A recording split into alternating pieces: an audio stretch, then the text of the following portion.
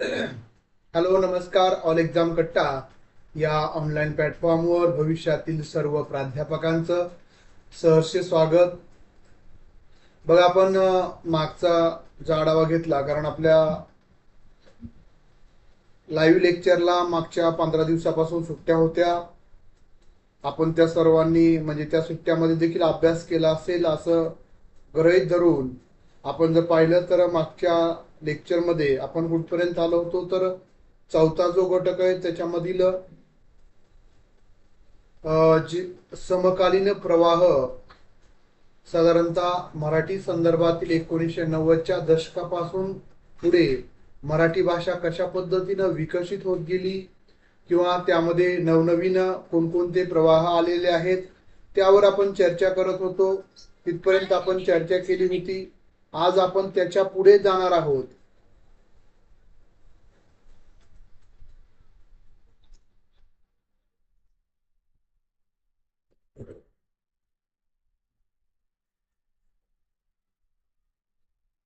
किंवा जागतिकीकरण, दलित साहित्याची वाढती ओळख आणि दलित समाजातील बदलत्या परिस्थितीनुसार समकालीन दलित साहित्याचे स्वरूप थोडे बदललेले आहे. एवढा आठवडा आपलं 7ला लेक्चर होईल मराठी विषयाचं, पेपर 1चं 7:30ला. त्यानंतर पुढच्या आठवड्यापासून म्हणजे आपलं जे टाइम टेबल आहे ते बदललेलं असेल, कारण माझ्या सुट्ट्या संपतील. त्यामुळे आपण रेग्युलर 7:30-8चे जे काय आपले लेक्चर व्हायचे त्याच पद्धतीचे पुढच्या आठवड्यापासून लेक्चर होतील. मात्र या आठवड्यामध्ये 7चंच टाइम टेबल आपण फॉलो करणार आहोत. तर बघा, जागतिकीकरण, दलित साहित्याची वाढती ओळख आणि दलित समाजातील बदलत्या परिस्थितीनुसार समकालीन दलित साहित्याचं स्वरूप थोडे बदललेलं आपल्याला दिसून येतं. जागतिकीकरण, त्यानंतर खाजगीकरण यामुळेच आज आपण बघितलं तर जग हे एकमेकाशी, प्रत्येक देश जोडला गेला. त्यामुळं समाजामध्ये देखील या बदलांचे प्रवाह जातीय व्यवस्थेमध्ये दिसू लागले. त्यातूनच लेखक आपले मतांतरे, त्यांचे अनुभव विश्व विस्तारित स्वरूपामध्ये मांडू लागले. तर याच समकालीन प्रवाहामध्ये 1990च्या प्रवाहामध्ये या काळात दलित साहित्याचा विस्तार खूप वेगानं झालेला आपल्याला पाहायला मिळतो. केवळ ग्रामीण आणि शहरातील अस्पृश्यतेचा अनुभवच या कालखंडामध्ये लिहिला गेला, मांडला गेला असं नाही, तर दलित स्त्रीवाद, जागतिकीकरणामुळं बदललेलं दलित जीवन, नवदलितांच्या समस्या, दलित दलित राजकारण आणि सांस्कृतिक संघर्षाचं नवीन आयाम, वेगवेगळे पैलू यावर या कालखंडामध्ये लेखन झालेलं आपल्याला दिसून येतं. भाषेतही अधिक विविधता आली. आत्मकथनपरता अजूनही महत्वाची असली तरी काल्पनिक कथा आणि कादंबऱ्यामध्ये वैचारिक गुंतागुंत अधिक दिसून येते. बघा, आपण आधीचं जर साहित्य बघितलं तर वैयक्तिक स्वरूपाचं होतं. दलित साहित्याचं आपण विचार केला तर याच्यामध्ये विस्तारित स्वरूप आलं. आत्मकथनपरता अजूनही महत्वाची होतीच, पण त्याच्यामध्ये आत्मकथन म्हणजे स्वतःचे अनुभव विश्व मांडणं, ही जी पद्धत पूर्वीपासून सुरू आलेली आहे ती तर चालू होती, पण त्याबरोबरच काल्पनिक कथाही रचल्या गेल्या आणि कादंबऱ्यामध्ये वैचारिक गुंतागुंत अधिक दिसू लागली. म्हणजे 90च्या दशकातील दलित साहित्य जे आहे त्याचं लिखाणाची जी पद्धत आहे यामध्ये आमूलाग्र बदल झाले. आणि या 1990च्या दशकामध्ये आत्मकथनता तर होतीच, पण त्याच्याबरोबर काल्पनिक कथा लिहिल्या गेल्या. कादंबऱ्यामध्ये वैचारिक गुंतागुंत अधिक दिसू लागली. म्हणजेच दलित साहित्यामध्ये वैचारिक मांडणी आपल्याला पाहायला किंवा वाचायला मिळू लागली.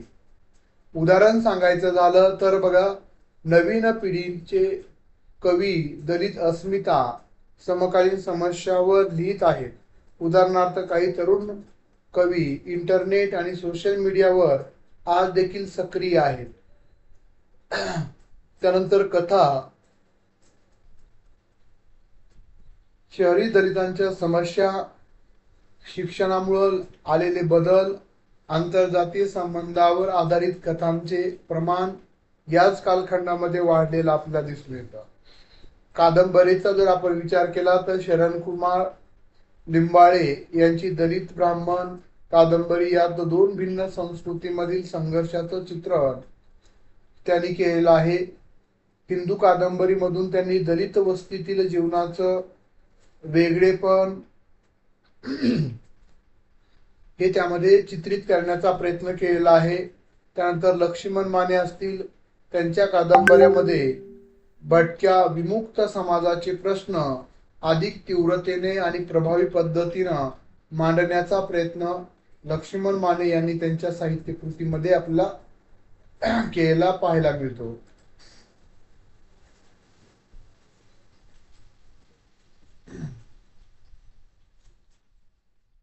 त्यानंतर दामोदर मोरे दलित आणि ग्रामीण जीवनाचं मिश्रण असलेल्या कथा आणि कादंबऱ्या त्यांनी देखील लिहिलेल्या आहेत.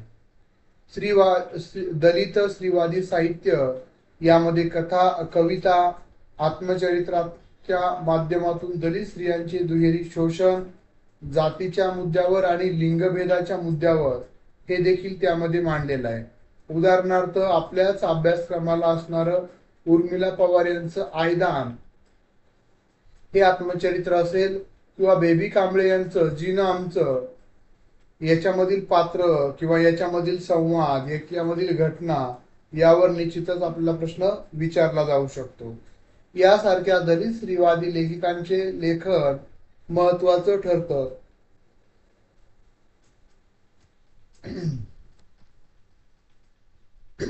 पण ऐतिहासिक कालखंड किंवा प्रवाह जर आपण बघितले तर कालखंड, त्याचं वैशिष्ट्य आणि प्रतिनिधित लेखन किंवा कृती आपण 1950चा दशक, 50 ते 60च्या दशकाचा जर विचार केला तर आद्य दलित लेखनाचा उदय याच कालखंडामध्ये झाला.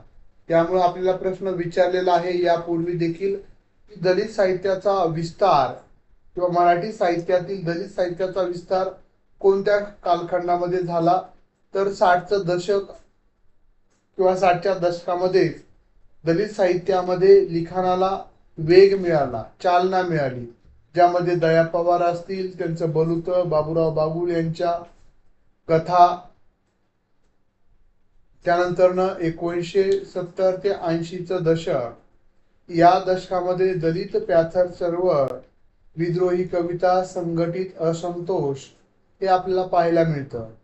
या दशकामध्ये तर नामदेव ढसा गोलपिठा हा त्यांचा कविता संग्रह खूप प्रचलित आहे. त्यानंतर 1980 ते 90चं दशक यामध्ये आत्मकथा, परंपरेचा विस्तार, श्री दलित आवाज यामध्ये मांडलेला आपल्याला पाहायला मिळतो, ज्यामध्ये लक्ष्मण माने, उर्मिला उपरा, उर्मिला पवार आयदान या साहित्य कृतींचा महत्वाचा भर आपल्याला पाडलेला दिसून येतो. त्यानंतर 1990 ते 2000 या कालखंडामध्ये लिखाणाची पद्धत बदलली, सौंदर्य निर्मिती, दलित सिद्धांत लेखन म्हणजे वैचारिक लेखनाला चालना मिळाली. यामध्ये शरणकुमार लिंबाळे, अक्करमाशी दलित सौंदर्य शास्त्र मांडलेलं आपल्याला पाहायला मिळतं. तर 2000 ते 2020 या दशकामध्ये बहुवचनातील अनुभव, स्त्री, त्यानंतर लिबरलायझेशन, ग्लोबलायझेशन प्लस बहुजन साहित्य इत्यादीचा समावेश आपल्याला पाहायला मिळतो. त्यामध्ये रमेश पंगे, वसंत मूल, दलित स्त्रीवादी कविता लेखिका आणि लेखक यांचा समावेश होतो. तर त्यानंतर 2020च्या नंतरचा म्हणजे हे 4-5 वर्षाचा कालखंडामध्ये डिजिटल दलित लेखनावर भर दिला गेला. ब्लॉगच्या माध्यमातून, सोशल मीडिया व युवा अभिव्यक्ती इत्यादीच्या माध्यमातून सखोल लिखाणाला चालना दिली आणि ते लिखाण खूप कमी वेळामध्ये समाज माध्यमावर वाचायला उपलब्ध झालं. वेब आधारित लेखन, स्पोकन वर्ड पोएट्री इत्यादीचा त्यामध्ये समावेश होतो. मच्छिंद्र सर नमस्कार.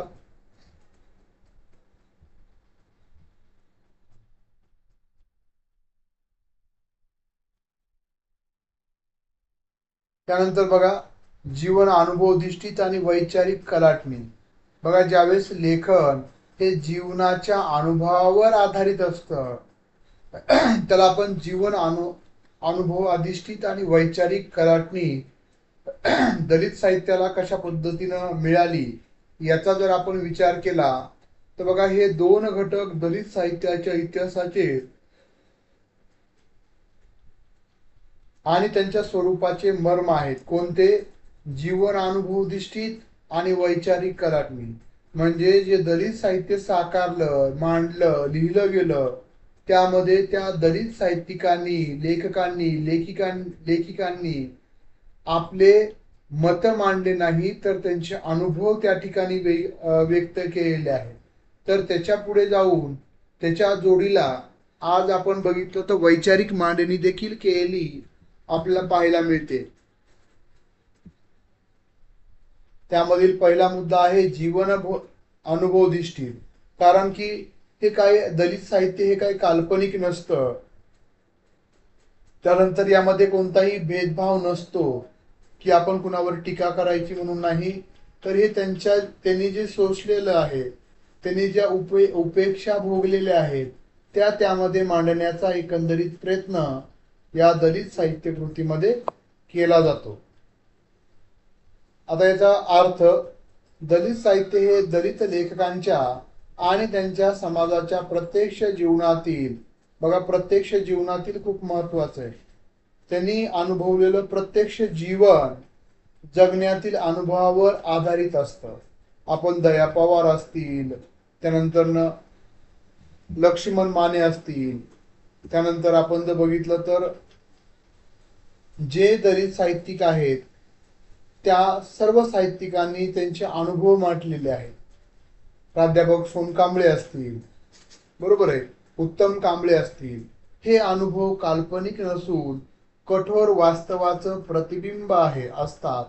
अस्पृश्यता म्हणजे जातीभेद, दारिद्र्य, अपमान, शिक्षण, नाकारले जाणे, शारीरिक किंवा मानसिक शोषण या सर्वांचा अनुभव या साहित्याचा आत्मा असतो.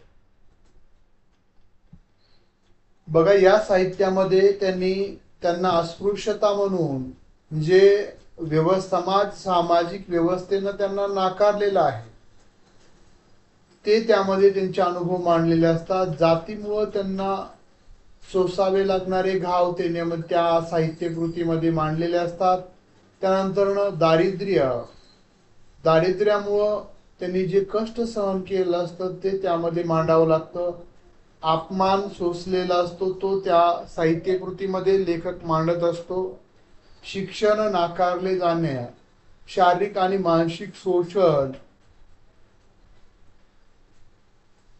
या सर्वांचा अनुभव या साहित्याचा आत्मा मानला जातो.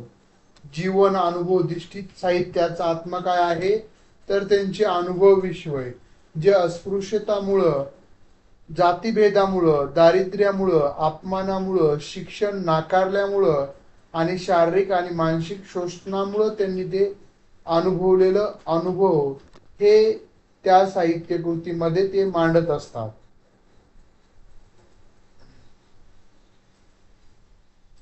आता याचं महत्व काय आहे या प्रकारच्या साहित्याचं तर विश्वासार्हता. बघा यामुळे साहित्याला एक वेगळी विश्वासार्हता प्राप्त होते. वाचकांना ते केवळ वाचनीय नाही तर प्रामाणिक वाटतं.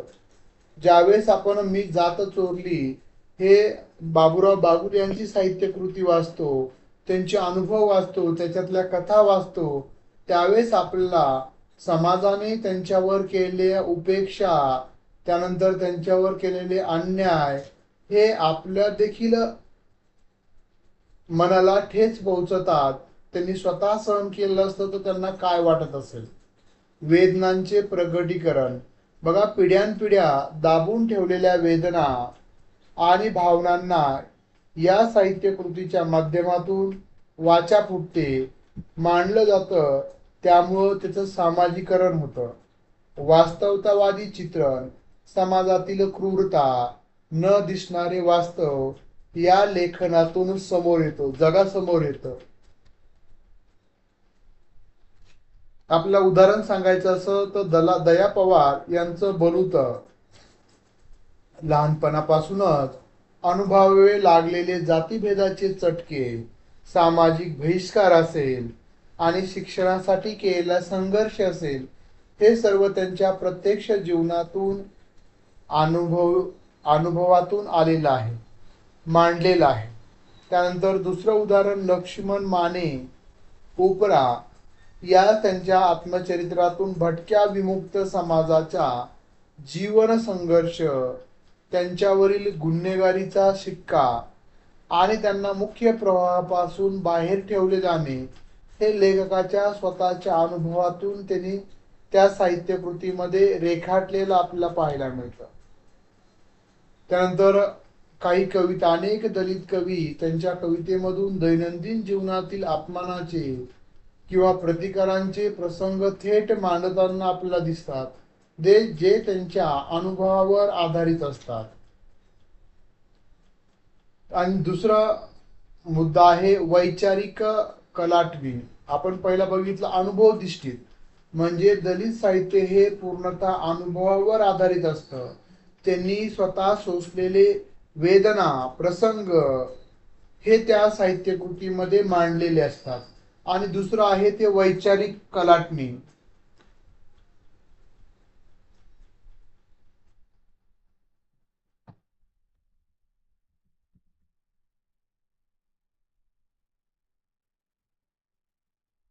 दलित साहित्यानं केवळ काय घडले हे सांगितले नाही, तर ते का घडले आणि ते कसे बदलायचे याचाही विचार डॉक्टर बाबासाहेब आंबेडकरांच्या विचारधारेने या साहित्याला एक विशिष्ट दिशा आणि एक बंडखोर भूमिका दिलेली आहे. मंजुषा मॅडम नमस्कार. बघा, दलित साहित्यामध्ये फक्त आपले अनुभवच मांडलेले नाहीये, आपल्या वेदनाच मांडलेल्या नाहीये, पण त्याच्याबरोबर वैचारिक दृष्टिकोनही मांडलेला आहे. तर हा दृष्टिकोन त्यांना डॉक्टर आंबेडकरांनी जे शिका, संघटित व्हा आणि संघर्ष करा, याच्यातून त्यांना प्रेरणा मिळून हा दृष्टिकोन त्या लेखकांनी अंगीकारलेला आहे, दलित लेखकांनी. त्याचं वैशिष्ट्य सांगायचं झालं वैचारिक कलाटणी, तर केवळ सहानुभूती नाही. पूर्वीचे लेखन केवळ सहानुभूती मिळवण्यावर भर देत असेल, तर आंबेडकरी विचारधारेमुळं दलित साहित्य हे केवळ सहानुभूती मागणारं राहिलं नाही, तर ते आत्मसन्मान आणि हक्कांची मागणी करणारं बनलं.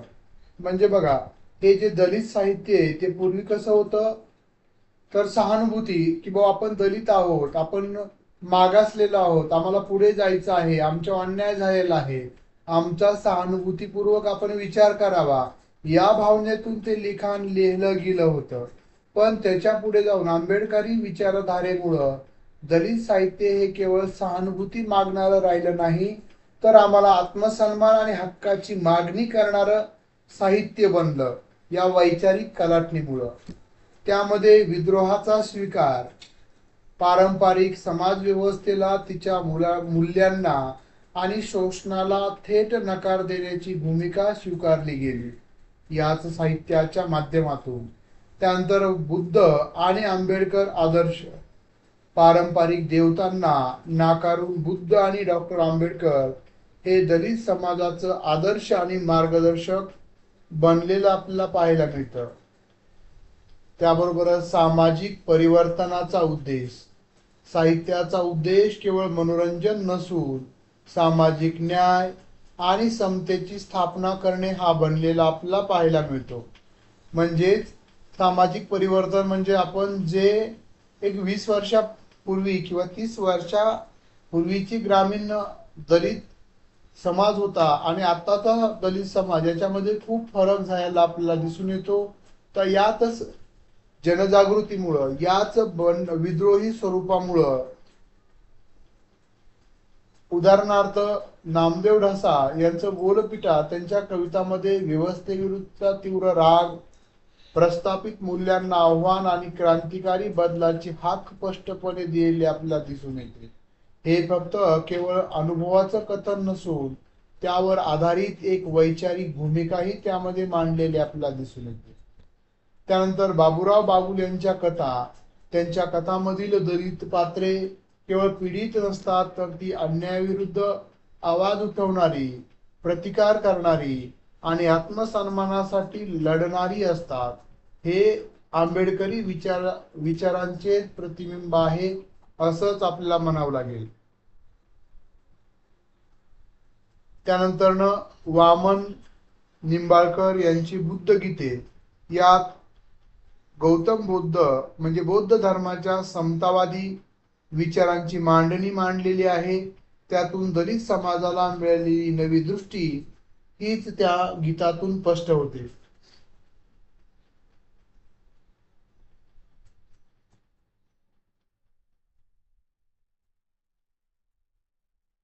बघ, आपल्याला कालरेषानुसार, टाइमलाईन नुसार जर आपण बघितलं तर 1920 ते 1950 हा काळ म्हणजे आद्य पूर्व दलित लेखन, यामध्ये छोटे विखुरलेलं लेखन आपल्याला सापडतं.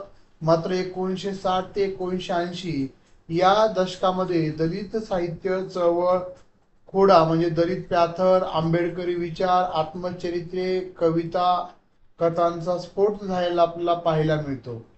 तर 1990 म्हणजे सध्या समकालीन प्रवाह, स्त्रीवादी साहित्य, जागतिकीकरण, नवीन विषय, वैविध्य या कालरेषेवर प्रमुख साहित्यकृती आणि लेखकांची नावं ठळकपणे आपल्याला मांडता येतात. तर दलित साहित्याचा वृक्ष हे आपण जर म्हटलं तर अस्पृश्यतेचा अनुभव, डॉक्टर आंबेडकरांचे विचार, बुद्ध तत्वज्ञान, त्यानंतर हे झालं मुळं. आणि त्याचं खोड म्हटलं तर दलित साहित्य चळवळी, जे 1960 ते 1980च्या दशकामध्ये जीवनाधी अनुभवधिष्ठित आणि वैचारिक कलाटणीवर उभ्या राहिल्या. त्याच्या फांद्या म्हटलं तर नंतर कथा, कविता, कादंबऱ्या, आत्मचरित्र आणि पानफळ म्हटलं तर समकालीन प्रवाह, स्त्रीवादी साहित्य, नवीन विषय हाताळलेले आपल्याला पाहायला मिळतात.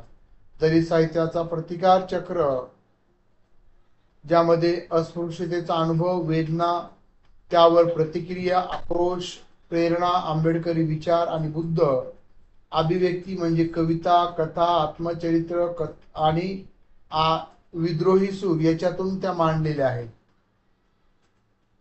आता यावरच आधारित आपण काही प्रश्न बघणार आहोत, त्याच मुद्द्यावर आधारित. बघा, पहिला प्रश्न आहे, दलित साहित्याच्या इतिहासात आद्य दलित लेखन या टप्प्याचा साधारण कालावधी कोणता मानला जातो? आपल्या प्रतिक्रिया चॅट बॉक्स मध्ये द्यायच्या आहेत.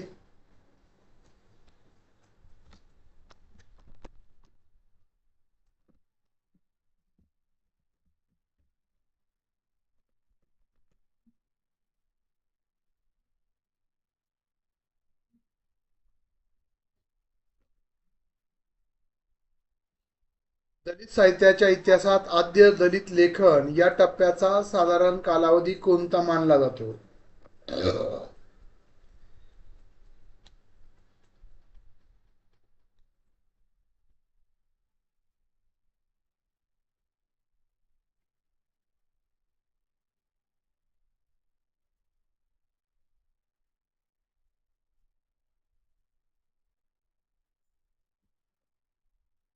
योग्य उत्तर आहे पर्याय क्रमांक क, सी पर्याय.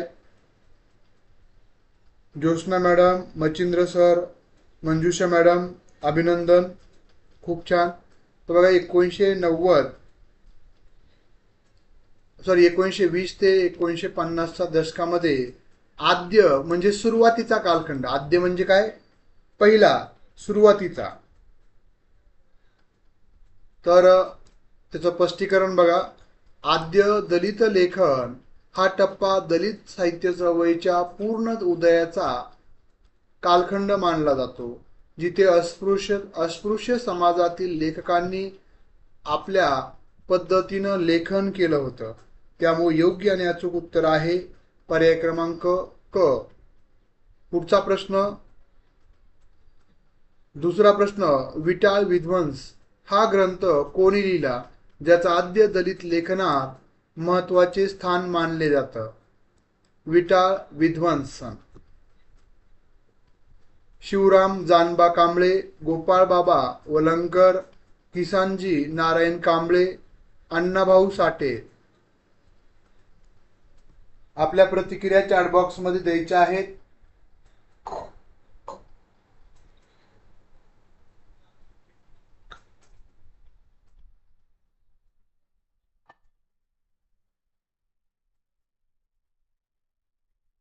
मचिंद्र सरांची प्रतिक्रिया आलेली आहे. जोशना मॅडमची प्रतिक्रिया आलेली आहे. विटाळ विध्वंस हा ग्रंथ, याच्यावर प्रश्न विचारलेला आहे सेट परीक्षेला, नेटलाही विचारलेला आहे.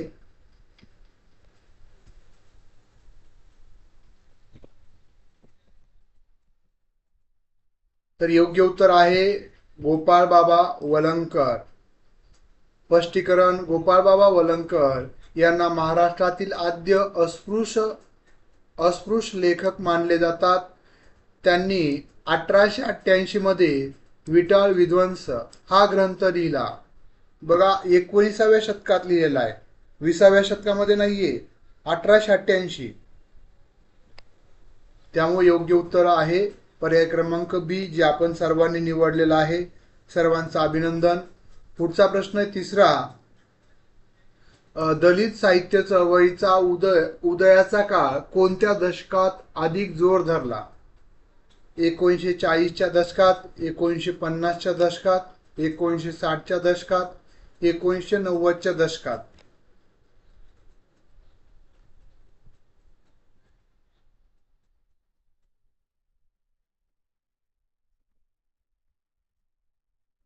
काय आपलं मत, प्रतिक्रिया, प्रश्न क्रमांक आणि पर्याय तुम्हाला मांडायचा आहे.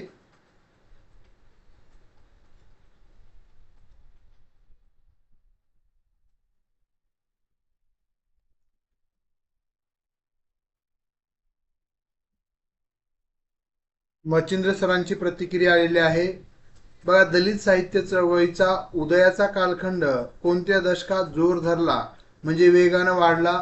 तर योग्य उत्तर आहे 1960च्या दशकामध्ये. पर्याय क्रमांक क बरोबर आहे. अगदी बरोबर आहे मचिंद्र सर. ज्योत्स्ना मॅडम अभिनंदन. तर दलित पॅथरच्या उदयाबरोबरच 1960च्या दशकात दलित साहित्य या संज्ञेनं एक स्वतंत्र चळवळ म्हणून जोर धरला होता, वेग पकडला होता. त्यानंतर चौथा प्रश्न आहे, दलित साहित्य हे केवळ वेदना व्यक्त करणारं न राहता ते प्रतिकार आणि आत्मसन्मानाचे माध्यम कधी बनले? अ पर्याय आद्य दलित लेखनाच्या काळात, ब पर्याय दलित साहित्य चळवळीच्या उदयाच्या काळामध्ये, क समकालीन प्रवाहात, ड इंग्रजांच्या राजवटीमध्ये. चला, आपल्या प्रतिक्रिया लवकरात लवकर द्यायच्या आहेत. दलित साहित्य हे केवळ वेदना व्यक्त करणारं न राहता ते प्रतिकार आणि आत्मसन्मानाचं माध्यम देखील बनलं. वेदना व्यक्त होण्याचा टप्पा सुरुवातीचा होता, म्हणजे त्याच्या पुढचा टप्पा कोणता आहे?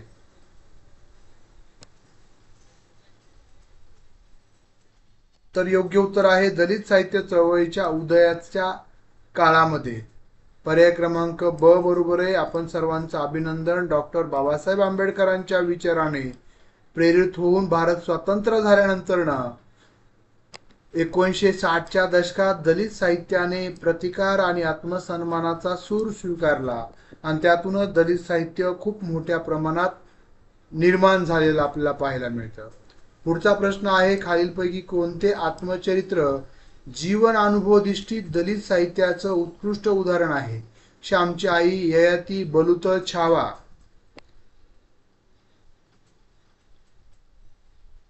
खालीलपैकी कोणतं आत्मचरित्र हे जीवन अनुभवदिष्टी जीवनातील अनुभवावर आधारित दलित साहित्याचं उत्कृष्ट उदाहरण आहे?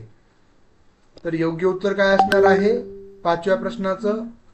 तर बलूत, दया पवारांचं. बघा, दया पवार यांचं बलूत हे दलित आत्मचरित्रामधील महत्वाचं उदाहरण आहे, जे लेखकांच्या प्रत्यक्ष जीवन अनुभवावर आधारित आहे. त्यामुळे सी पर्याय योग्य आहे. उर्वरित प्रश्न तुम्ही पाहू शकता. तुम्हाला या PDF नोट्स पाठवलेल्या आहेत. विश्लेषण आणि उत्तरही त्यामध्ये त्याच्यासोबत जोडलेले आहेत.